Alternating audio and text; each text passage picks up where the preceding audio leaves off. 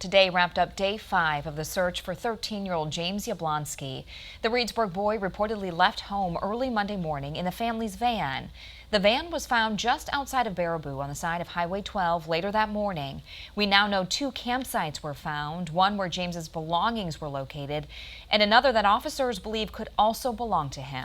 There have been multiple crews helping with the search, as well as James's family and local businesses offering food, water, and veterinary care to responding officers. Tonight at 10, Grace Alch has you covered on everything that went into day 5 and how authorities plan to continue the search throughout the weekend. He has never done anything like this.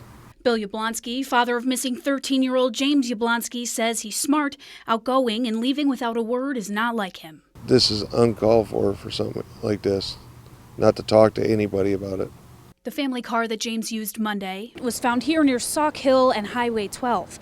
James' father says he doesn't know how a 13-year-old could manage this terrain on his own. I would have a hard time trying to do this by myself. I believe we have put around 170 officers into the woods, combing miles and miles of woods. And again, while we've come up with some evidence, we haven't come up with James. Sauk County's Lieutenant Stephen Schramm says after days of speaking with anyone who knows James, officers have decided he's not a threat to the public or himself. Schramm says family and fellow students say he's made comments about wanting to be a survivalist and live off the grid. He wanted to try living off the grid. He wanted to try being a survivalist.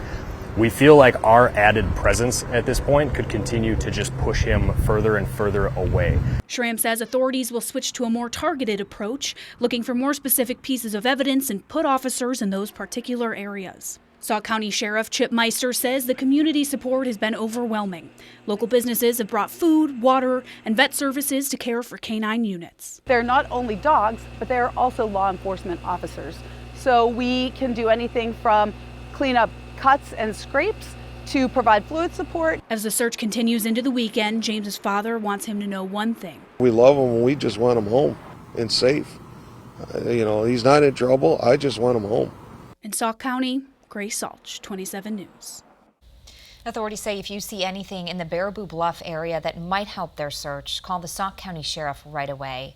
We will continue to follow this search closely. Be sure to tune in to Wake Up Wisconsin Weekend for the latest developments.